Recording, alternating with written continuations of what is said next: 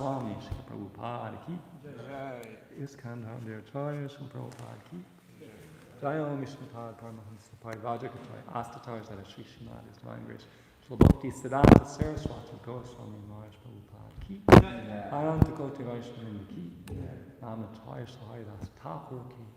Prem Shri Shri Krishna Chaitanya Prabhu Nityananda Shri Veda Gadadhara Shri Vasadi Gaur Bhaktivinoda ki. Shri Shri Radha Krishna Gopa Gopinath Shamakunda Radha Kunda Gir Govardhan ki. Vrindavan Dham ki. Mayapur Dham ki. Jagannath Puri Dham ki. Ganga Maya ki. Yamuna Maya ki. Tulasi Devi ki. Bhakti Devi ki. Samveda Bhaktivinoda ki. Gaur Prem. All glories to the Son of the devotees. All glories to the Son of the devotees. All glories to the Son of the devotees. All glories to Shri Shri Guru and Gauranga.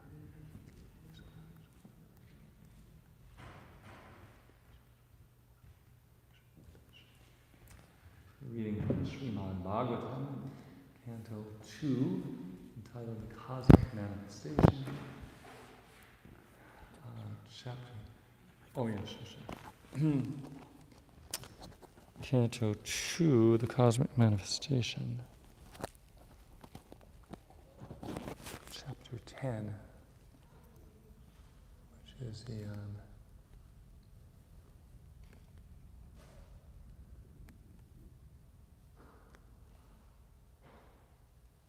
Bhagavatam is the answer to all questions. And I believe we're on text number 29 today. Om Namo Bhagavate Vasudevaya. Om Namo Bhagavate Vasudevaya. Om Namo Bhagavate Vasudevaya. Om Namo Bhagavate Vasudevaya. Om Namo Bhagavate Vasudevaya. Om Namo Bhagavate Vasudevaya. Aditsur Anapananam. Aditsur Anapananam. Asan Kukshantra Nadya. Asan Kukshantra Nadya. Nadya Samudras Shatayos. Nadya Samudras Chatayos. Tushti Pushtish Tad Ashraye. Tushti Pushtis Tad Ashraye. Aditsur Anapananam. Aditsur Anapananam. Asan Kukshantra Nadya. Asan Kukshantra Nadya. Nadya Samudras Chatayos. Nadya Samudras Chatayos. Tushti Pushtish Tad Ashraye. Tushti Pushtis Tad Ashraye. Aditsur Anapananam. Aditsur Anapananam. Asan Kukshantra Nadya. Asan Kukshantra Nadya. Nadya Samudras Chatayos. Nadya Samudras Chatayos. Tushti Pushtish Tad Ashraye. Tushtis Pushtis Tad Ashraye. Aditsur Anapananam. Aditsur Anapananam. Asan Kukshantra Nadya. Asan Kukshantra Nadya. Nadya Samudras Chatayos. Nadya Samudras Chatayos. Tushtis Pushtis Tad Ashraye. Tushtis Pushtish Tad Ashraye. Anybody else want to chat? Aditsur Anapananam. Aditsur Anapananam. Asan Kukshantra Nadya. Asan Kukshantra Nadya. Nadyah Samudras Chatayos. Nadya Samudras Chatayos. Tuштих Puштих Tad Ashraye. Tushti Pushtish Tad Ashraye. Aditsoranpananam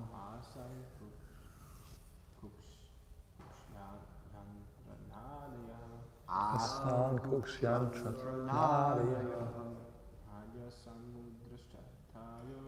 Nadya Samudrashchatayos Tushti Pushtistadashraye Aditsoho desiring to have Anapananam of food and drink. Asan there became. Kukshi the abdomen. Antra the intestines. Nadaya and the arteries. Nadya the rivers. Samudra seas. Sha also. Tayoho of them.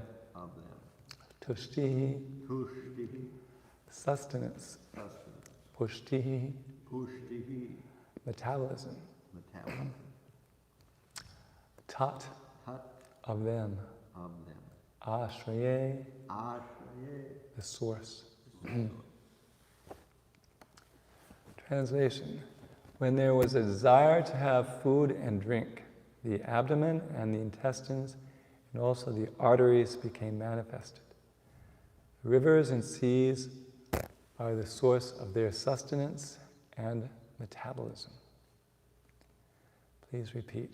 When there was a desire to have food and drink, the abdomen and the intestines and also the arteries became manifested. The rivers and seas are the source of their sustenance and metabolism. Purport by His Divine Grace, A.C. Bhaktivedanta Swami Srila Prabhupada. The controlling deities of the intestines are the rivers, and those of the arteries, the seas. Fulfillment of the belly with food and drink is the cause of sustenance, and the metabolism of the food and drink replaces the waste of the bodily energies. Therefore, the body's health is dependent on healthy actions of the intestines and the arteries. The rivers and the seas, being the controlling deities of the two, keep the intestines and the arteries in healthy order. Om Jnana Timirandasya Gyananjana Shlokaya Chakshurumilitamim Tasmai Shri Gurave Namaha. Om Vishnu Padaya Krishna Prasthaya Bhule Shrimate Bhaktivedanta Swami Nityanamani Namaste Saraswati Devi Gauravani Bhacharini Nirvisesh Shri Vari Bhastata Adishta Jaya Shri Krishna Chaitanya Prabhu Nityananda Shri Advaita Gadadhar Shri Vasadi Gaur Bhaktivinoda Hare Krishna Krishna Krishna Hare Hare Hare Rama Rama Rama Hare Hare Anchakalpataviyascha Kripa Sindhu Bevacha Patitanam Pavanebhyo Vaishnavebhyo Namo Namaha.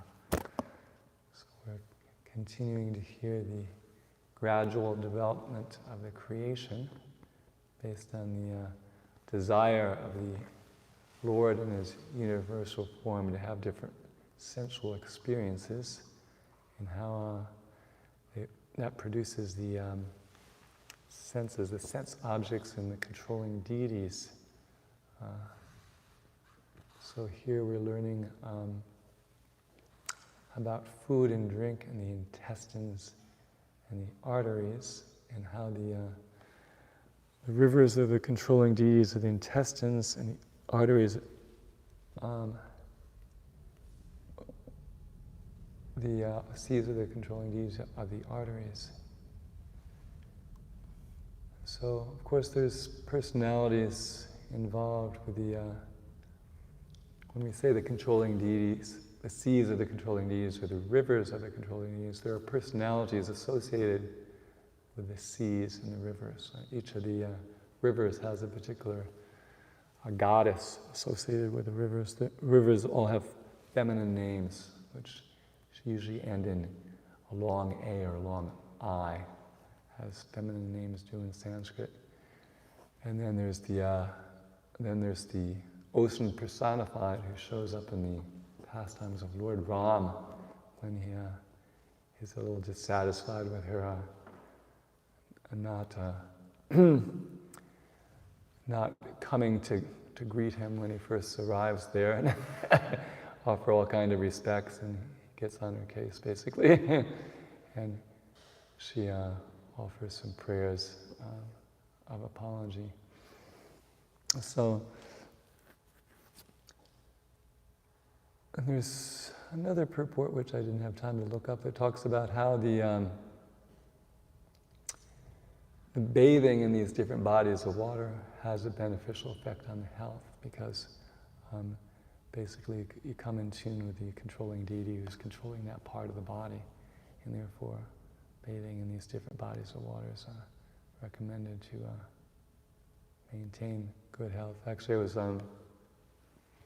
proofreading this book, Srila Prabhupada in South India, and at one point Prabhupada was encouraging the devotees to bathe in the sea. I think this was near, I think it was Hyderabad, somewhere, South Indian, Andhra, I think. And so sometimes devotees are enthusiastic to go bathing, and sometimes devotees think it's Maya, it's a waste. So there's one devotee had some doubts about it, and Prabhupada said, no, it's very good, it's very good, good for the health. And so it was a nice reference for people who want to justify their baths in the sea. I put it in my blog, I'd have to look it up. But so food and drink are important to maintain the body. Prabhupada talks about how they replace the waste that comes out of the body. We can't just have things coming out of the body, we have to be putting things into the body in order to maintain the status quo and maintain the body in its weight. And food is important enough to get mentioned in Bhagavad Gita. Krishna mentions food in different places. One of my favorite food verses is Yat anashtastu yogostina taikantam anashtataha atadi swapmashilasya jagato naivacharjana. Krishna tells Arjuna, one can never become a yogi if he eats too much or eats too little, sleeps too much or does not sleep enough. One Swami, Umapati Swami used to say, well, I never eat too little and I never sleep too little, so I'm halfway there.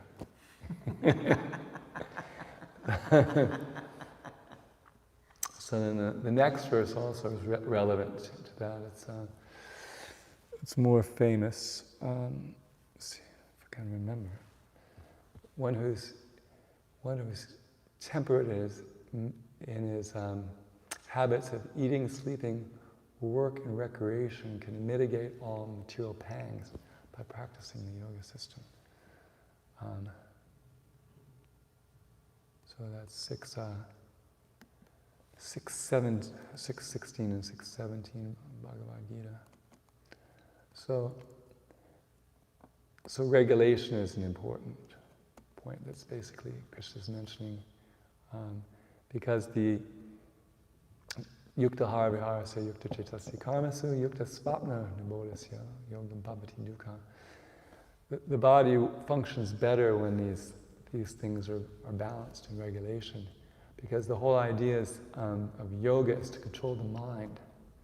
And if the body is maintained in a balanced way, the mind is more peaceful, and it's easier to practice the yoga.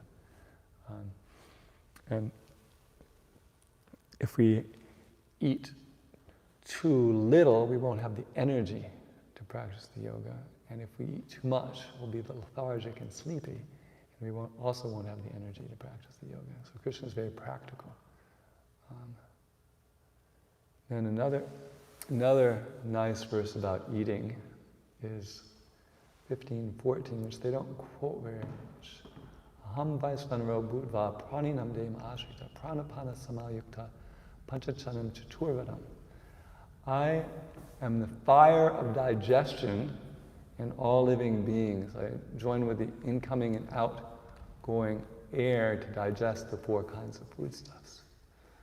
So not only do we have to put food into the body, but the body has to be in a state where it can digest the food. And if the body is ill, it can't digest the food properly. And the Ayurvedic people, they say one of the main causes of disease is undigested food. And of course, if we eat too much food, it's more likely that some of it won't go digested. So that's many diseases as a result of eating too much. So, this part of the Bhagavatam has been pointed out by previous speakers shows how we're completely controlled by the Lord. We're controlled by all these, each of the different senses of our body is controlled by a different deity, presiding deity, and all the presiding deities are controlled by the supreme deity. There's a nice verse in the Bhagavad Gita, Svayamevatmanatmanam veditvam purushodama bhuta bhutesha Buddha Bhavana Bhutesha Deva Deva Jagatpate. The Lord is glorified as Deva Deva. He's the God of gods. There's all these different presiding deities who are devas, and then there's one who is above all them. And that's Krishna. Ishvara Parama Krishna Satchit Ananda Vigraha. He's the Parameshvara, the controller of all the controllers. So we can't actually, we can't even digest our food without Krishna is the fire of digestion, and then we can't, our body won't function properly. We'll get all kinds of diseases.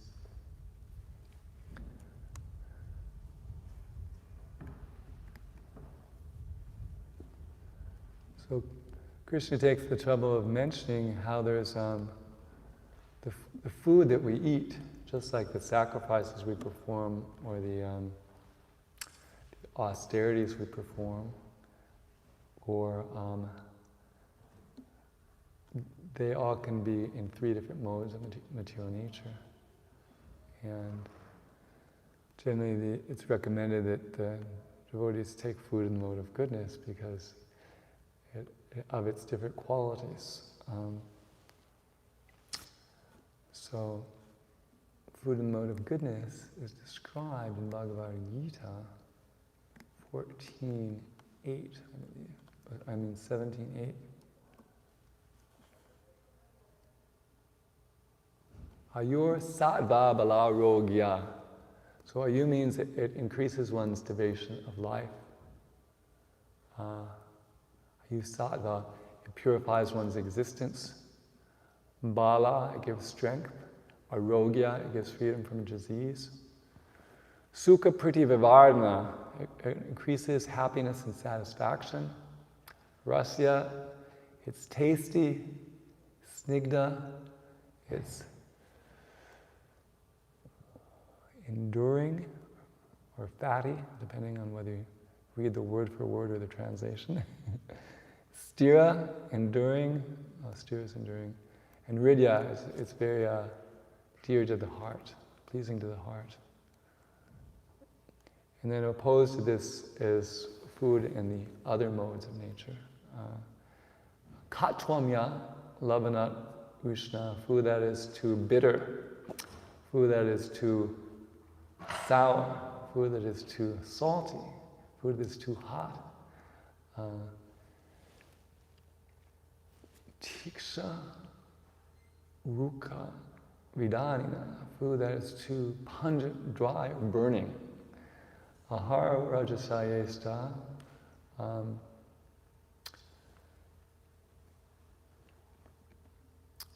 dukkha shoka anamaya, which is described as causing distress, misery, and disease. So these foods are recommended to be offered because the purpose of food is to improve the functioning of the body and not to make the body function worse. So sometimes in the name of sense gratification, people eat things that are too extreme and they have a negative effect on the body.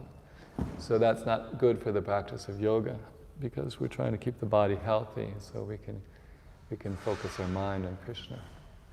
And so,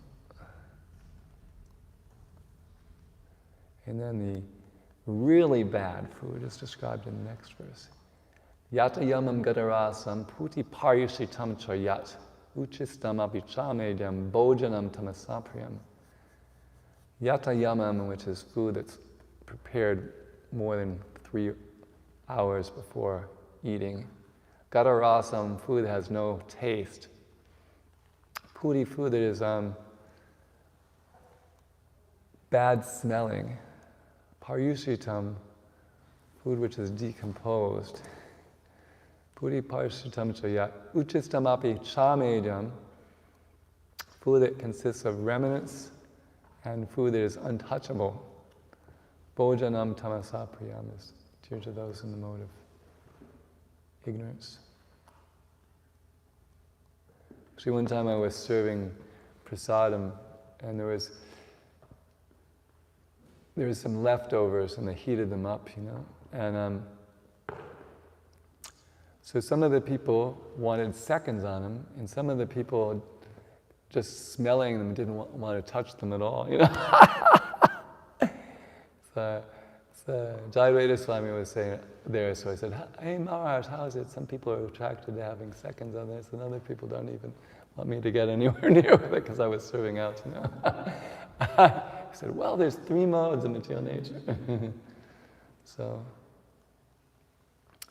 but the idea is that the best thing is we prepare food in the mode of goodness because it increases the duration of the health, it makes the body function better, and then we can actually fix our mind. We have the intelligence to fix our mind on our service to Krishna, because our existence in the material world is all dependent on our state of mind. If we leave this body and our mind is in the mode of ignorance, we go downward to the animal kingdom. If we leave our body and our mind is in the mode of passion, we stay in human society.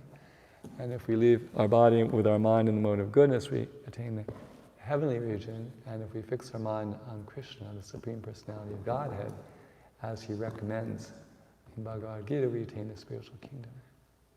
So our experience of existence is all dependent on our state of mind. And by practicing sadhana bhakti, we're purifying our mind from the material contamination.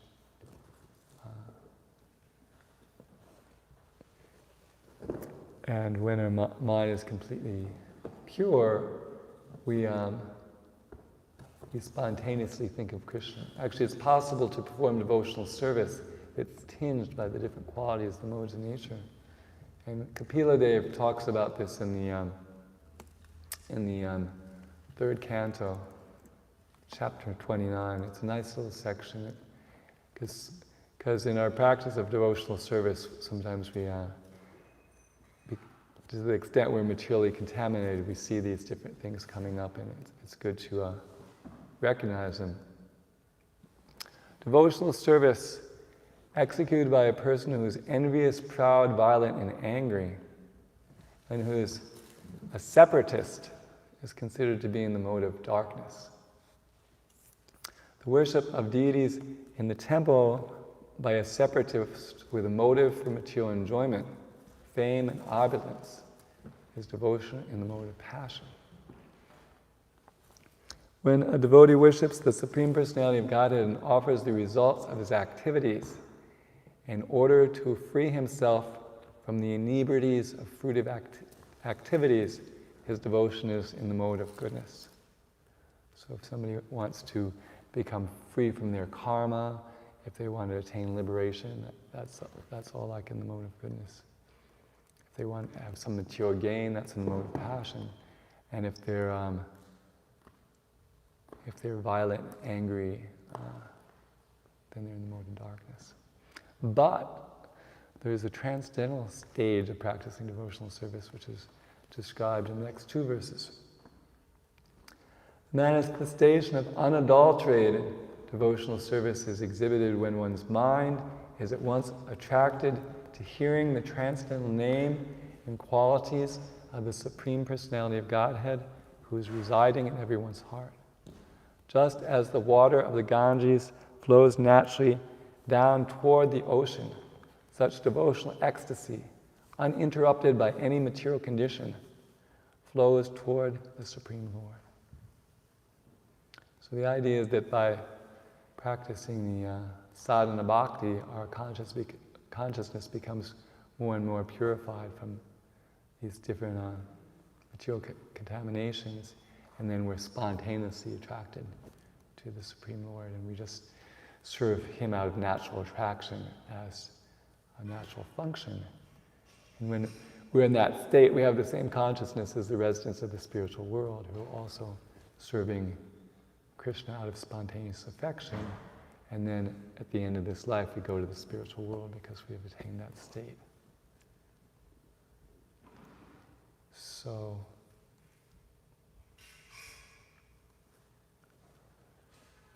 but these particular section that we're reading now is the universal form is part of the part of the sadhana bhakti, because we're trying to fix our mind on Krishna and to see Krishna as the creator, and to see His work, His hand in the creation, as a way of meditating on Him. And basically in the Bhagavad Gita there are many sections where Krishna talks about how we can see Him in the creation, and one of them has to do with drink. Rasoham apsakonteya. I am the taste of water. So we're tasting water all the time. We drink water several times a day. And when we drink the water, we consider this taste as Krishna, then we advance by remembering Krishna. And Prabhupada considered that so powerful and so beneficial that even if the alcoholic considered the Krishna, the taste in his wine, which also has some water along with the alcohol, that he could advance just by thinking of Krishna in the course of his drinking. Eventually he would come up to the mode of goodness and give up drinking. So, does anybody have any questions, comments, or realizations? You're not going to do 30? You were supposed to do 2. Oh, really? I didn't know. Well, thank you for telling me. That's what our Beautiful. Well, that's good, because I was running out of things to say, so I'm very happy to know. A lot more stuff. We'll see what we can say. Well, nidid yasor atma mayam hridayam nirabidyataha tato manas chandra iti sankalpa kama evacha. When there is a desire to think about the activities of his own energy, then the heart, the seat of the mind and the moon, determination, all desire became manifest. The heart of every living entity is the seat of the Parama, a super soul, a plenary expansion of the Supreme Personality of Godhead. Without its presence, the living entity cannot get into the working energy according to his past deeds. The living entities who are conditioned in the material world are manifested in the creation in terms of respective inclinations inherent in them, and the requisite material bodies offered to each and every one of them by the material energy under the direction of the super soul. This is explained in Bhagavad Gita 9:10. Mayada ksena prakrite suyite sachachan hetunanena konteya jagat vipari vartate. When, therefore, the super soul is situated in the heart of the conditioned soul, the requisite mind is manifest in the conditioned soul, and he becomes conscious of his occupation as one is conscious of his duty after waking up from slumber. Therefore, the material mind of the living entity develops when the supersoul sits on his heart, after which the mind, the controlling deity of the moon, and then the activities of the mind, namely thinking, feeling, and willing, all take place. The activities of the mind cannot begin without manifestation of the heart, and the heart becomes manifested when the Lord wants to see the activities of the material creation.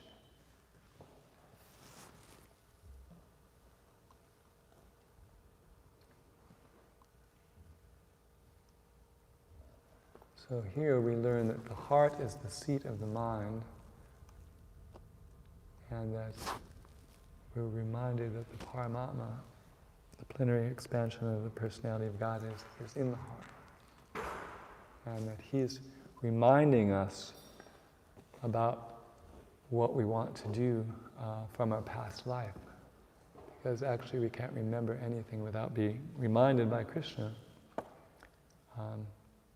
Even in our liberated state, we still have to be reminded by Krishna of things.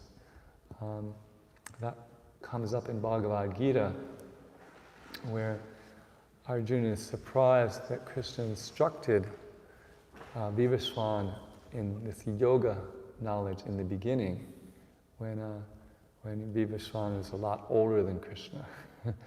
and Krishna explains, many, many births both you and I have passed. I can remember all of them, but you cannot.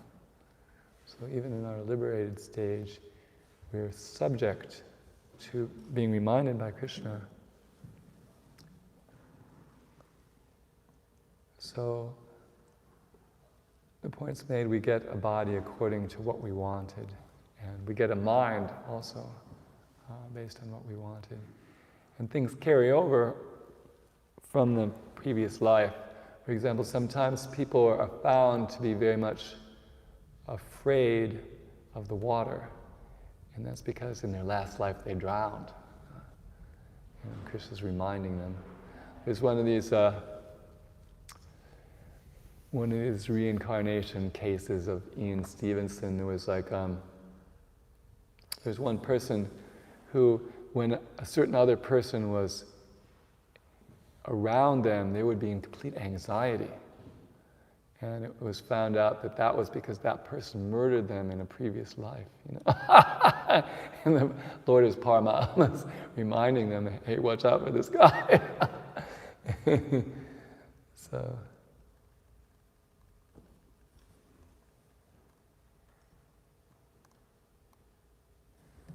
we're also reminded that the moon is the predominating deity of the mind, moon god, and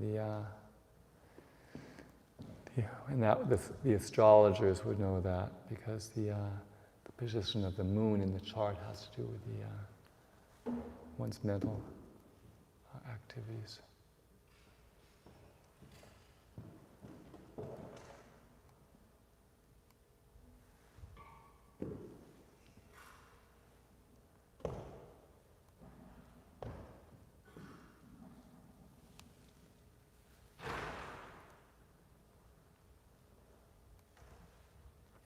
And the activities of the mind are thinking, feeling, and willing, and actually how the proper use of the mind also is a subject that comes up in the Bhagavad Gita, and in that chapter 17 also, because there's austerities of speech, austerities of the body, and austerities of the mind.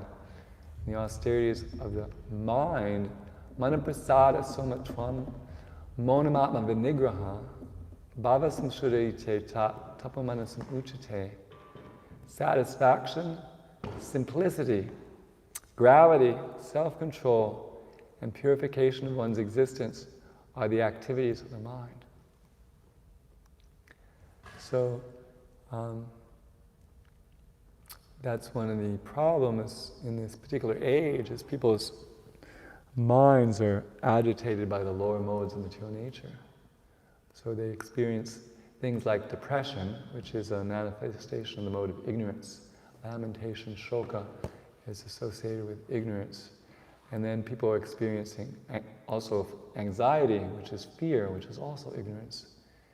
And they're also experiencing unlimited desires and hankerings, which is a quality of the mode of passion. So because the mind of the living entity is disturbed by passion and ignorance, people are actually miserable, although they want to become happy.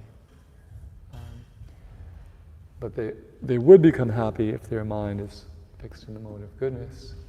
And these qualities of the mind that are mentioned here are qualities of the mind in goodness: satisfaction, simplicity, gravity, self-control, purification of one's existence.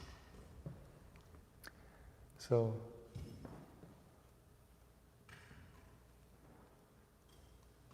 the devotee manifests these different good qualities of the mind because he's satisfied by his engagement in devotional service. He doesn't think that he has to acquire all these different material facilities. One of the qualities of the self-realized soul given is Bhagavad Gita is Yadricha Labha Santushto, one who is satisfied with gain that comes of its own accord. So, because one's soul becomes satisfied by engaging in the super soul, one can be satisfied very easily just by having the bare necessities of life. But for the people who are out of touch with their relationship with the super soul, they try to seek satisfaction in the material world. And as Krishna points out, they can never get enough. There's this verse,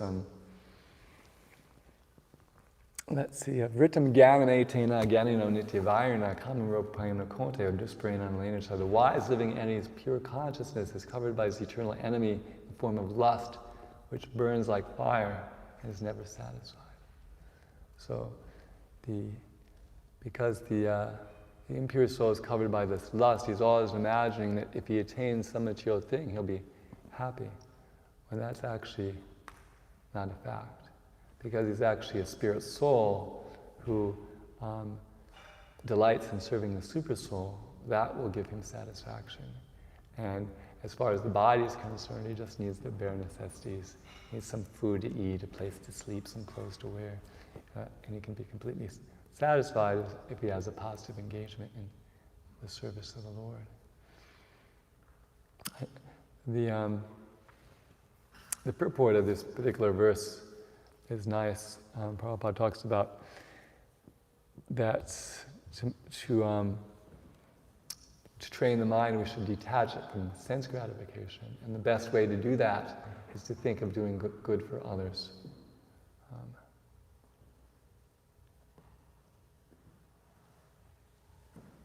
And he also talks about how we can divert the mind to the Vedic literatures, which is full of satisfying stories in the Puranas and Mahabharata. So, by not meditating on the objects of the senses, and by meditating on the pastimes of the Lord, the instructions of the Lord, the form of the Lord, the mind can become satisfied. There's actually a very nice verse in the first canto, chapter 6, I was just reading actually, in the Narada's telling us how I came to Krishna consciousness story to Vyasa. And he talks about how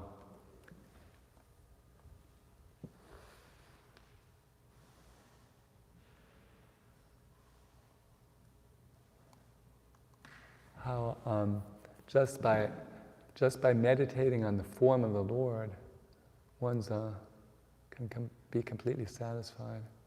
See if I can find it here. It's really nice.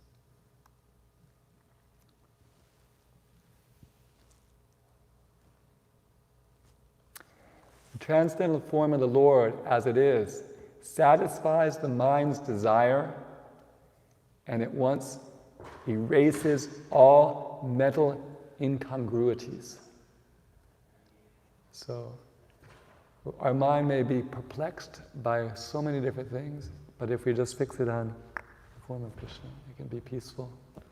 Sometimes I'm disturbed by lust, and I try different things to get rid of that. But I found if I close my eyes and think of the form of Krishna, beginning with his lotus feet, actually the lust disappears, which is pretty amazing. But it's actually supported by the Srimad Bhagavatam, and you can actually experience that. So the form of the Lord is actually the thing that can completely absorb the mind. Any comments or questions in the last 30 seconds? Well, it's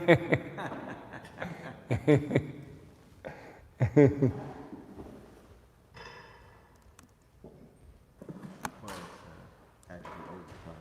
Yeah, it's actually, sorry about that. Yeah, I forgot to look at what I was supposed to read. I just read the next verse. Divine Grace, A.C. Bhaktivedanta Swami, Srila Prabhupada Ki.